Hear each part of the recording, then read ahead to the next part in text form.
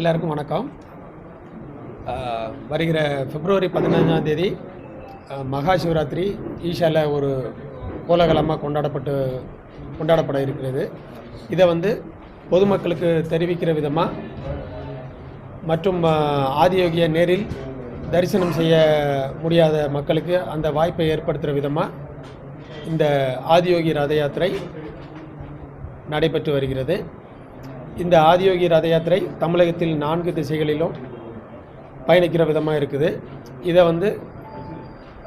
4 குருமகா சன்னிதானங்கள் ஆதீனங்கள் இதை துவங்கி வச்சாங்க. பேரூர் ஆதீனம், அப்புறம் காஞ்சிபுரம் ஆதீனம், சிரவை ஆதீனம், அப்புறம் மயிலாடுதுறை ஆதீனம். நம்ம தென்மண்டலத்துக்கான ரதத்தை மயிலாடுதுறை ஆதீனம் அவர்கள் துவங்கி வச்சாங்க.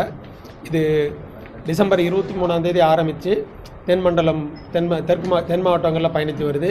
இது மதுரை, சிவகங்கை, ராமநாதபுரம், ராமேஸ்வரம் இங்கெல்லாம் பயணித்து இன்றைக்கு இது 21ஆம் தேதி தென்காசியில் இப்போது இந்த ஆதியோகி ரதத்துக்கான யாத்திரை நடைபெற்று வருது. இன்றைக்கி பொதுமக்களுக்கான தரிசனம் அங்கே இருக்குது. இந்த ஆதியோகி ரதம் இங்கே வரும்போது மக்கள் பொதுமக்கள் வரவேற்கிறாங்க. அது போக அங்கே இருக்கிற ஆதீனங்கள் இவங்க எல்லாம் வரவேற்கிறாங்க. இந்த ஆதியோகிக்கு மக்கள் தன்னை தீபாராதனை, அதுக்கப்புறம் மலர்கள், அப்புறம் நைவேத்தியம் இந்த மாதிரி விஷயங்களை அர்ப்பணம் செய்து ஆதியோகியை வரவேற்கிறாங்க. அடுத்து இந்த மகா சிவராத்திரியை முன்னிட்டு நமக்கு இந்த ரதம் 2 மாதங்கள் பயணம் செய்யுது நம்ம தமிழகம் முழுவதும். இது எப்படி இருக்குதுன்னா, இந்த 2 மாதத்தில் ஒரு 1000 கிராமங்களையும் ஒரு 30,000 கிலோமீட்டர் பயணிக்குது. 1000 கிராமங்களை கவர் செய்து 30,000 கிலோமீட்டர் பயணிக்குது. இது இந்த இந்த இந்த ஆண்டு குறிப்பிட்ட விதமாக இந்த பாடல் பெற்ற திருத்தலங்கள் வழியாக நம்ம ரதம் பயணிக்குது. இந்த ஆதியோகி ரதம் அப்படின்றது ஒரு 7 அடி ஆதியோகி திருவுருவத்தோடு அமைக்கப்பட்ட பிரத்யேகமான வாகனம். இது நம்ம பொதுமக்கள் தரிசனம் பண்ணுறதுக்காக வருது. இப்போ நம்ம திருநெல்வேலி பகுதிக்கு 23ஆம் தேதி வருது. 23, 24, 25 தினங்களில் திருநெல்வேலி பகுதியில் இருக்குது.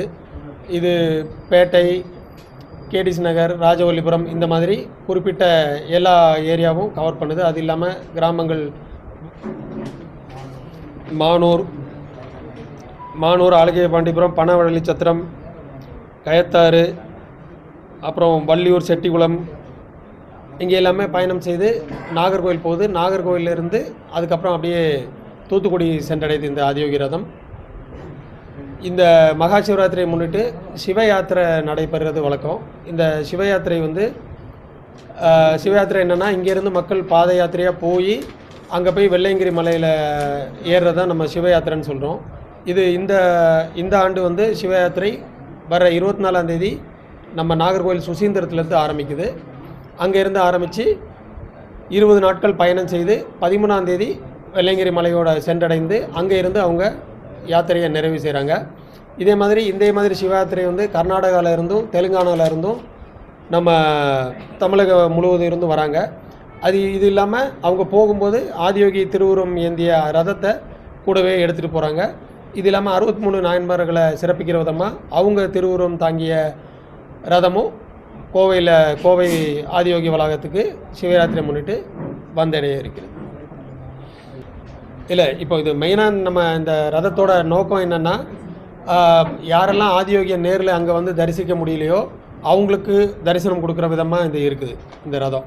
அதுபோக மகா சிவராத்திரி விழா கொடுத்தின ஒரு விழிப்புணர்வும் அவங்களுக்கு உண்டாக்கணும் அப்படின்ற நோக்கத்தோடு நம்ம இந்த ரத யாத்திரை நிகழ்த்துறோம். இல்லை, இப்போ இந்த மகா சிவராத்திரி விழா நமக்கு இயல்பாகவே நம்ம கொண்டாடிட்டு இருக்கிற விழா தான். ஆண்டாண்டு காலமாக நம்ம பாரம்பரியமாக கொண்டாடிட்டு இருக்கோம். இந்த விழாவில் நம்ம முழித்து இருக்கிறது இயல்பாகவே நமக்கு நிறைய வகைகளில் பலன்கள் கொடுக்கும் அப்படின்னு நம்ம முன்னோர்கள் சொல்லியிருக்காங்க. ஸோ இது விதமாக நம்ம திருநெல்வேலியில் மகா சிவராத்திரி விழா அங்கே நடக்கிற ஈஷாவில் நடக்கிற மகா சிவராத்திரி விழா நம்ம டவுன் குற்றாலம் சாலையில் இருக்கிற சோனா மஹாலில் வச்சு நடக்குது. அங்கே நடக்கிற நிகழ்ச்சியை நம்ம ரிலே பண்ணுறதோட இங்கே வந்து அதே அங்கே நடக்கிற மாதிரி அன்னதானமும் பொதுமக்களுக்கு அளிக்கப்படும். அந்த இரவு முழுவதும் அங்கே நடக்கிற கொண்டாட்டங்களை மக்கள் எல்லாமே தரிசனம் செய்து கொள்ள முடியும்.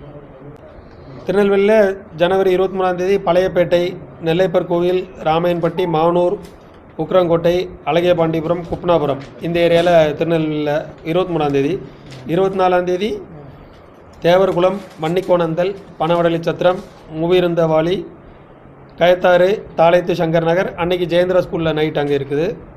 அதன் பின்னர் ராஜவல்லிபுரம், பாளையங்கோட்டை, கேடிஸ் நகர், சாரதா கல்லூரி, அதுக்கப்புறம் நாங்குநேரி டோல்கேட். இதெல்லாம் 25